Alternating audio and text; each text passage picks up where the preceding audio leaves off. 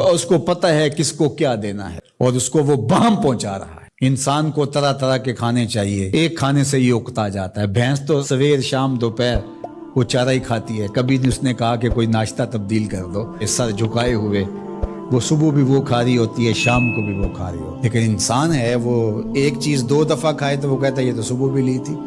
سواد کر ہی آئے جامع تغیر بھی ضروری ہے، کوئی رت ہو عمر بھر اچھی نہیں لگتی۔ اس کی طبیعت میں تنوع ہے، کبھی کہتا ہے کہ مجھے کھانے کے لیے میٹھا چاہیے، کبھی کہتا ہے مجھے نمکین چاہیے، کبھی کہتا ہے چٹکارے دار چاہیے، کبھی لحمیات کی آرزو ہوتی ہے، کبھی سبزیوں کی طرف اس کا دل مائل ہوتا ہے، کبھی کہتا ہے کہ نہیں آج میں نے یہ لینا ہے، آج میں نے وہ لینا ہے، اور میرے اللہ نے اس کے لیے سارے انتظام کر رکھے ہیں۔ اللہ اکبر۔ اور جس کو ایک چاہیے اس کو ایک ہی دے رہا، اور جس کو جتنا چاہیے اس کو اتنا دے رہا ہے۔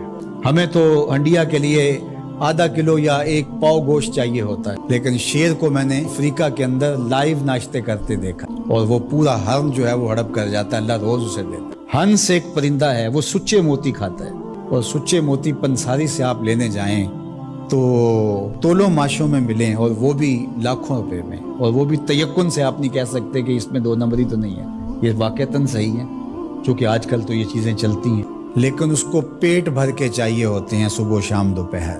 اور دنیا کے اوپر ایک ہنس نہیں رکھا ہوا اللہ نے، لاکھوں ہنس کروڑوں ہنس دنیا پہ پائے جاتے ہیں، اور ان کو اربوں موتی روز چاہیے، اللہ روز عطا کر۔ تو یہ ہے اس کی ربوبیت، جس کو جو چاہیے وہ عطا کر رہا ہوتا ہے۔ رب العالمین، تمام جہانوں کا پالنے والا ہے۔ رب کا معنی علماء نے یہ کیا ہے، حضرت عبداللہ ابن عباس فرماتے ہیں انہ مالک الدنیا وانہ مالک، یہ دنیا کا بھی مالک ہے اور آخرت کا بھی مالک ہے۔ رب یہ صرف دنیا میں ہی نہیں، آخرت کے اندر بھی اس کے خانے کرم پہ لوگ پل رہے ہوں گے، اور دنیا میں بھی اس کے خانے کرم پہ لوگ پل رہے ہیں۔ اب عالم کیا ہے؟ ما سوی اللہ کو عالم۔ علماء نے اس پر بہت کچھ لکھا، لیکن حضرت وہب بن منبہ رضی اللہ تعالیٰ عنہ فرماتے ہیں کہ 18,000 عالم، ان میں سے ایک عالم یہ عالم دنیا۔ بہت ساری چیزیں ہیں، ہماری انسان کی پہنچ ہی وہاں تک نہیں۔ وما یعلم جنود ربک، اللہ کے لشکروں کو کون جانے؟ اللہ وہی جانتا ہے اس نے کیا کیا پیدا۔ انسانی مرغ عقل تھک کے گر جاتا ہے۔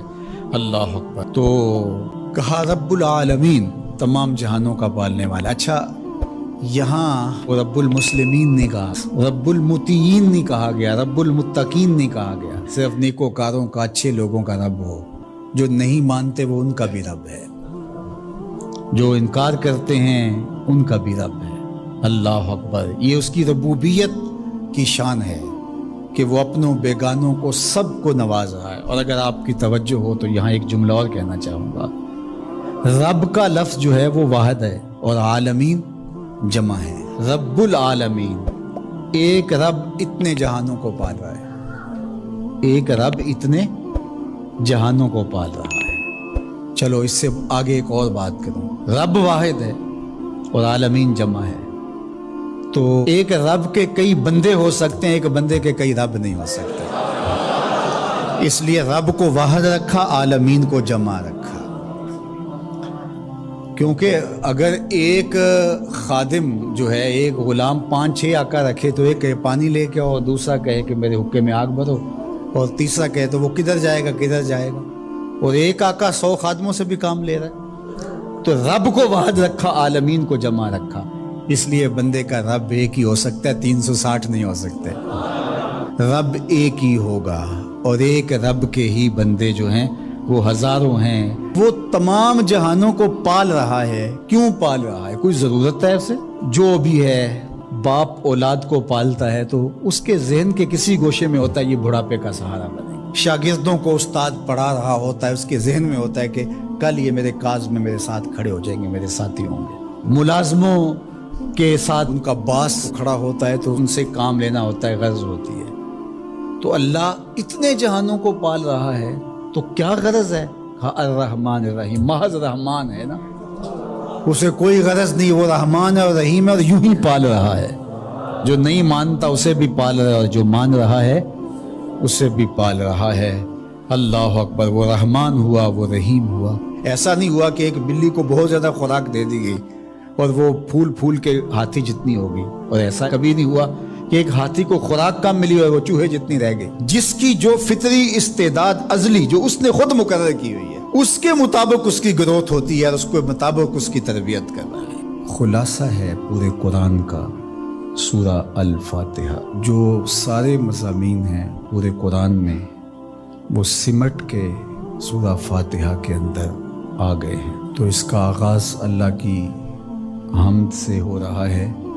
الحمدللہ، تمام خوبیاں اللہ کے لیے۔ کسی کے اختیاری حسن پر، کسی کے اختیاری جمال پر جو ثنا کی جاتی ہے، ستائش کی جاتی ہے، اسے حمد کہا جاتا ہے۔ کچھ خوبیاں اختیاری نہیں ہوتی، غیر اختیاری ہوتی۔ اگر کسی کا رنگ سفید ہے، نقوش تیکھے ہیں اور اس کی آنکھیں نرگسی ہیں، اس کے دیگر اعضاء کا توازن بڑا اچھا ہے، تو یہ اس کا اپنا کمال نہیں ہے۔ ایک شخص عالم ہے، اس نے پڑھا، محنت کی، آگے بڑھا، تو یہ اس نے محنت کر کے ایک چیز حاصل کی، تو اس کا وصف بیان کرنا اور اس پر ثنا کرنا یہ غیر اختیاری حسن نہیں ہے بلکہ اختیاری ہے۔ تو کمال وہ ہوتا ہے جو چیزیں اختیاری ہوں۔ تو اللہ جل شانہ کی حمد اس لیے کی جاتی ہے کہ اس کی چیزیں، اس کا حسن غیر اختیاری نہیں ہے، وہ اس کا اختیاری ہے۔ اللہ اکبر۔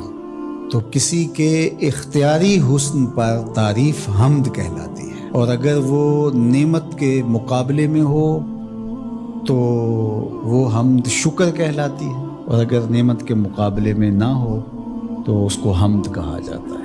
حضرت کعب احبار رضی اللہ تعالی عنہ فرماتے ہیں کہ الحمد کی تفسیر ثناء اللہ ہے، اللہ کی ثنا، اللہ کی تعریف۔ اور حضرت ضحاک بن مزاحم نے اس کا ترجمہ کیا ہے الحمدللہ رداء الرحمن، یہ رحمان کی چادر ہے۔ جس طرح چادر زینت دیتی ہے اور وقار کی علامت ہوتی ہے، اور اہل عرب کندھے کے اوپر چادر ڈال کر کے جو ہے وہ ایک خاص ان کی حیت ہوتی ہے۔ یہاں گرمی سردی سے بچاؤ کے لیے چادر لی جاتی ہے، لیکن عرب میں چادر جو ہے وہ زینت کے لیے لی جاتی ہے، اور وہ آپ نے دیکھا ہوگا کہ عرب علماء یہاں کندھے پہ چادر رکھتے ہیں، تو وہ زینت کے لیے ہوتی ہے، ضرورت کے لیے نہیں ہوتی۔ تو اس لیے یہاں جو رداء الرحمن کہا گیا ہے، تو الحمد رحمان کی زینت ہے، وقار کی چادر ہے۔ ثنا کی جتنی بھی قسمیں اور جتنی بھی صورتیں ہیں وہ اللہ کے لیے، وہ ڈائریکٹ تعریف کی جائے تب بھی اللہ کی، انڈائریکٹ تعریف کی جائے